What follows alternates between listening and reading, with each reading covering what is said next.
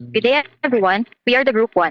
Before we start, let me introduce your leader, Ms. Diane Abejo, together with our members, Roel Balen, Maribeth Carbonay, Dolbens Dalida, Cristina Clarinal, Riancel Encinas, June Pantonial, Maria Teresa Lauron, and Pia Vidal. Our topic is about plastic pollution and sustainable workplace practices. To give you a brief introduction, here is Ms. Abejo. Thank you, Sister Christine. And for the introduction of our topic, plastic pollution has evolved into a global emergency, infiltrating our oceans, air, and even the human bloodstream. Despite producing 430 million metric tons annually, we recycle less than 10%, creating a take-make dispose cycle that fuels climate change and threatens biodiversity. This crisis is no longer just an environmental concern. It is a public health risk, as microplastic and toxic chemicals like BPA contribute to severe medical conditions. Because workplaces are major sources of single use waste, they serve as a critical frontline for change. By transitioning to reusable materials, enforcing strict waste segregation, and greening their supply chains, businesses can drastically reduce their ecological footprint. These sustainable practices offer a dual benefit. First, they protect the planet while enhancing a company's reputation. Second, attracting eco-conscious talent and lowering long-term operational costs. Ultimately, solving the plastic problem requires more than individual effort. It demands a systemic shift. When companies prioritize sustainability, they transform from contributors of waste into leaders of a cleaner, more resilient future. And for the science and technology aspect, plastic pollution is one of the major environmental challenges affecting ecosystem, human health, and sustainable development. Science and technology play important roles in understanding the causes of plastic pollution, developing solutions, and promoting sustainable workplace practices. Through scientific research and technological innovation, organizations and individuals can reduce plastic waste and support environmental sustainability. And for the next slide, I would like to call on Ms. Christine. For scientific concepts behind plastic pollution, plastic is a synthetic materials primarily made from polymers derived from fossil fuels such as petroleum. Most plastics are non-biodegradable, meaning they do not decompose naturally for hundreds of years. Instead, plastic breaks into smaller particles called microplastics, which can contaminate soil, water, air, and food sources. Plastic waste, microplastic, environmental, and health impacts. Scientific studies show that improper plastic disposal contributes to pollution in oceans, rivers, and landfills. Marine animals may ingest plastic waste, causing injury or death, while microplastics can enter the human food chain through contaminated water and seafood. In addition, the production of burning plastics release greenhouse gases that contribute to climate change. Environmental science also explains the concept of sustainability, which involves the meeting present needs without compromising the ability of future generations to meet their own needs. Sustainable workplace practices aim to reduce environmental harm by conserving resources, minimizing waste, and encouraging eco friendly behavior. There are relevant technologies involved. Several technologies help address plastic pollution and support sustainable workplace practices. Recycling technology. An advanced recycling systems process use plastics into reusable materials, reducing waste in landfills and oceans. Biodegradable and compostable materials. Scientists and manufacturers develop alternative materials that decompose more quickly and safely than traditional plastics. Waste management systems. Smart waste segregation, collection, and treatment technologies improve proper disposal and recycling efficiency. Digital technology. Paperless communication, cloud storage, and digital documentation reduce the need for plastic and paper products in workplaces. Energy efficient LED lighting, automated systems, and energy saving equipment help organizations reduce environmental impact. Environmental monitoring technology. Sensors, satellite imaging, and data analytics are used to track pollution levels and support environmental decision making. And connection to science, technology, and society principles. The issue of plastic pollution is closely connected to the principles of science, technology, and society, which examine how science and technology interact with society and influence human behavior, culture, ethics, and the environment. One STS principle is that technology can both solve and create societal problems. Plastic products were originally developed for convenience, affordability, and industrial use, but excessive consumption and improper disposal have led to severe environmental consequences. This demonstrates how technological advancements must be balanced with ethical responsibility and sustainability. Another STS principle emphasizes the social responsibility of organizations and individuals in using technology responsibly. Sustainable workplace practices such as reducing single-use plastics, encouraging recycling, and adopting eco-friendly technologies reflect the application of scientific knowledge for societal benefit. STS also highlights the importance of collaborations among governments, businesses, scientists, and communities in solving environmental problems. Policies on waste management, environmental education, green technology innovation, and corporate sustainability programs all demonstrate how science and technology can be guided by social values and environmental ethics. Ultimately, science and technology provide both understanding and tools needed to reduce plastic pollution. and create more sustainable workplace, responsible innovation, and environmental awareness and collective action are essential for protecting the environment and promoting sustainable development. For the next reporter, may I call on Ms. June Pantonial. Societal and organizational impact. Plastic pollution significantly affects people, communities, workplace, organizations, the economy, and the society. The increasing use of single-use plastics and improper waste disposal contributes to environment degradation, health risks, and economic challenges. Sustainable workplace practices help reduce these negative effects by encouraging responsible environmental behavior and promoting long-term sustainability. This is the effects of plastic pollution on people and communities. Plastic pollution directly affects human health and community well-being. Improperly disposed plastics clog the drainage system and waterways, increasing the risk of flooding, especially in urban communities. In many coastal and riverside areas, plastic waste contaminates water sources and harms marine ecosystems that communities depend on for food and livelihood. Microplastics have also become a growing health concern because they can enter the human body through food, drinking water, and air. Scientific studies suggest that long-term exposure to microplastics may negatively affect human health and ecosystems. Communities with poor waste management systems often experience environmental pollution, unpleasant living conditions, and increased public health risks. Sustainable practices such as recycling, waste segregation, reducing plastic use, and environmental education can help communities maintain cleaner and healthier surroundings. For the next slide, I will call Ms. Danida. Thank you, Cassie. Effects on workplaces and organizations. Plastic pollution directly affects human health and community well-being. Improperly disposed plastics clog drainage systems and waterways, increasing the risk of flooding, especially in urban communities. In many coastal and riverside areas, plastic waste contaminates water sources and harms marine ecosystems that communities depend on for food and livelihood. Microplastics have also become a growing health concern because they can enter the human body through food, drinking water, and air. Scientific studies suggest that long-term exposure to microplastics may negatively affect human health and ecosystems. Communities with poor waste management systems often experience environmental pollution, unpleasant living conditions, and increased public health risks. Sustainable practices such as recycling, waste segregation, reducing plastic use, and environmental education can help communities maintain cleaner and healthier surroundings. Effects on the economy and society. Plastic pollution creates economic burdens due to cleanup costs, environmental damage, and impacts on industries such as tourism, fishing, and agriculture. Coastal tourism areas affected by plastic waste may experience reduced tourist activity and loss of income. At the societal level, plastic pollution contributes to climate change because plastic production and disposal generate greenhouse gas emissions. Governments and organizations invest significant resources in waste management and environmental protection programs to address these issues. Sustainable workplace practices support a circular economy where materials are used, recycled, and managed responsibly. This approach helps conserve resources, reduce pollution, and create opportunities to create jobs. For the next slide, let me call on Ms. Pia Vidal. Thank you, Ms. Dolbens. Real world and local examples. So let us look at the plastic pollution in the Philippines. It is a major problem because of high plastic use and poor waste disposal, which causes severe flooding in places like Manila. To fix this, many local companies, schools, and government offices are adopting sustainable habits. They are stopping the use of single-use plastics by encouraging reusable tumblers and bags, while also starting recycling programs. Local groups and the government also lead regular cleanup activities. Together, we can reduce plastic pollution through environmental awareness and collective action. So moving on to the solution. Please, next slide. We need to take actions to create a plastic-free workplace. Managing plastic waste is a shared responsibility for both organizations and employees. Instead of using disposable items, we need to switch to use reuse models. There are two main ways to do this. First is the refill system, where employees bring their own containers and refill them at office dispensers. Second is the return system, where the office provides reusable packaging, collects it after use, washes it, and uses it again. These steps will help us build a cleaner and a sustainable workplace. Thank you, and next presenter will be Ms. Maribeth. Thank you, Pia. Why these solutions work? First, superior to traditional recycling, reuse is at the top of the waste hierarchy because it designs out waste at the source. While bans and recycling are helpful, reuse has the highest potential to reduce plastic volume, estimated to cut short-lived plastic consumption by 30% by 2040. The second is the climate and environmental impact. Implementing these schemes is the most effective way to lower greenhouse gas emissions, potentially reducing life cycle emissions by 60% to 80% compared to single-use plastics.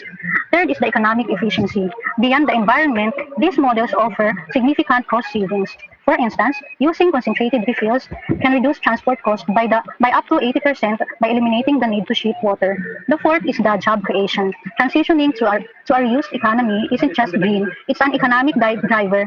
It creates new roles in specialized logistics, professional cleaning services, and digital tracking systems. As you can see, the chart showing four main ways reuse models works, which is the refill at home, return from home, refill on the go, and return on the go.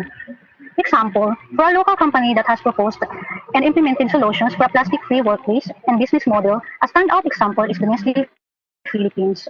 While they are a large manufacturer, they have specifically integrated the Ellen MacArthur Foundation's circular principles into their corporate operations and are leading a major workplace initiative in the Philippines. Nestle Philippines leading the waste-free future. Nestle Philippines has transformed its corporate offices and supply chain to align with the Extended Producer Responsibility or the EPR Act. Their proposed solution focused on shifting entire organization's culture away from single-use plastics. The specific workplace solutions: first, plastic neutral offices. They have implemented a zero waste to landfill policy in the Philippine headquarters. This includes removing all single-use plastic water bottles and replacing them with centralized filtration systems and reusable glass to stainless steel containers for employees. Second, the Rethink campaign. This is an internal and external program that educates employees on how to apply circular economy principles at their desks. It focuses on the upstream innovation you research, eliminating waste before it even enters the office.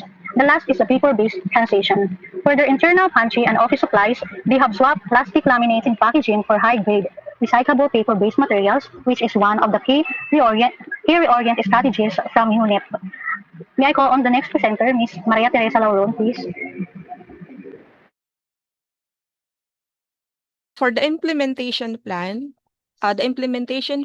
aims to reduce plastic pollution and promote sustainable workplace practices through proper waste management, employee participation, and environmentally responsible organizational policies. The plan focuses on creating practical and achievable actions that organizations can apply to minimize environmental impact and support sustainability. So the target groups are the employees.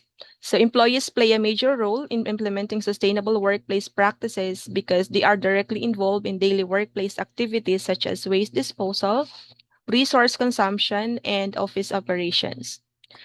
Companies and management. Company leaders and management are responsible for developing environmental policies, providing resources, monitoring implementation, and encouraging employee participation. And then the third is the stakeholders.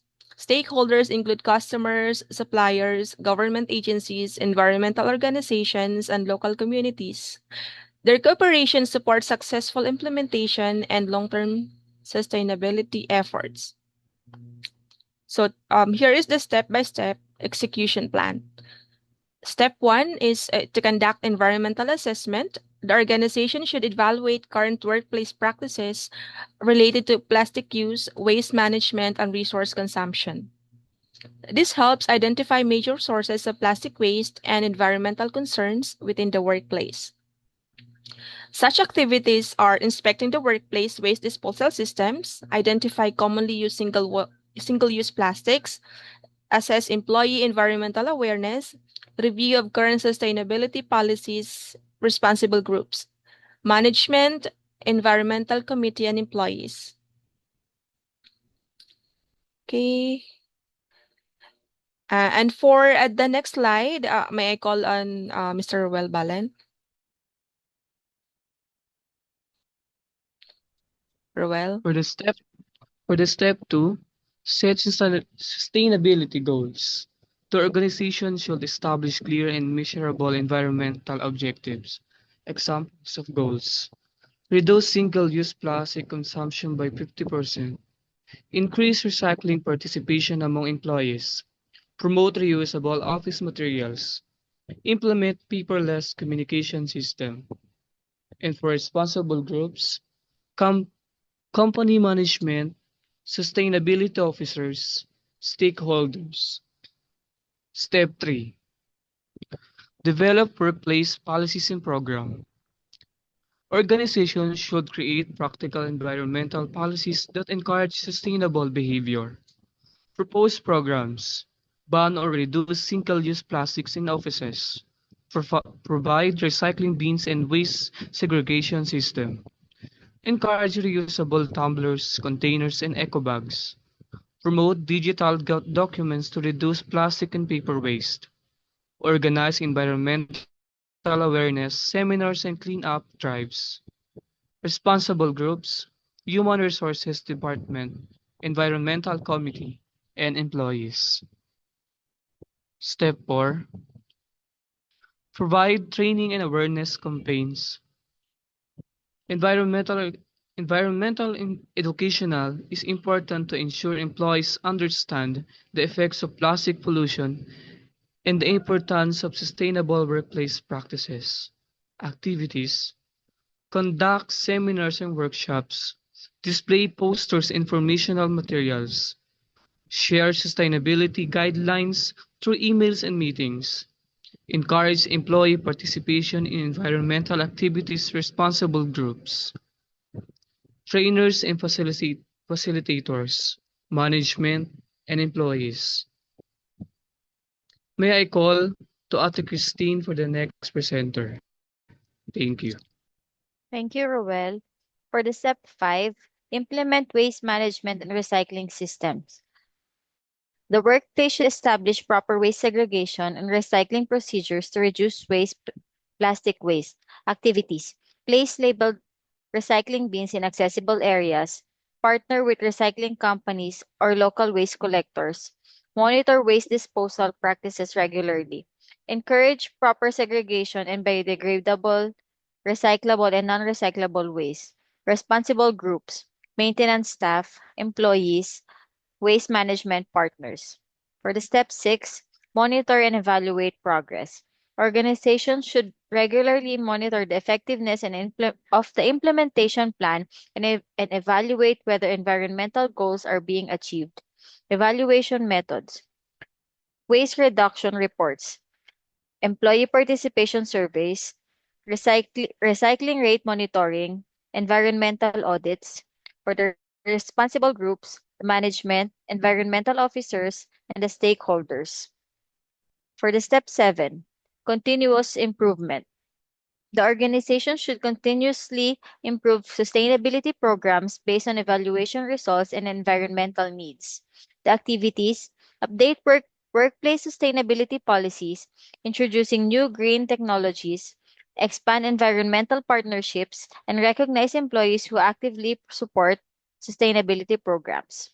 For the responsible groups, management, employees, and stakeholders. The feasibility and practicality. The implementation plan is feasible because most sustainable workplace practices require simple behavioral changes and affordable resources. Reusable materials, recycling bins, and digital communication systems are practical solutions that can be implemented gradually in workplaces. The plan is also practical because it encourages participation for employees, companies, and stakeholders while reducing operational costs related to waste management and resource consumption. Many organizations worldwide and in the Philippines already apply similar environmental programs successfully.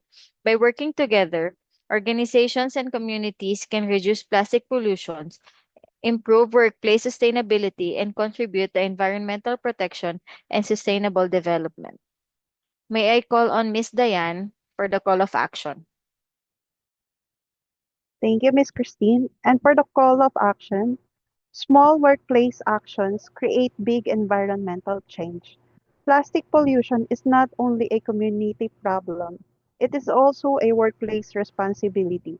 Organizations and employees must work together to reduce plastic waste through sustainable habits and responsible practices. Let us start today by choosing reusable products, practicing waste segregation, and supporting green workplace policies. Sustainability begins with discipline, cooperation, and commitment. Remember, a cleaner workplace means a healthier environment and a better future for everyone. And thank you. That's all for and this the next slide is the the references of our presentation.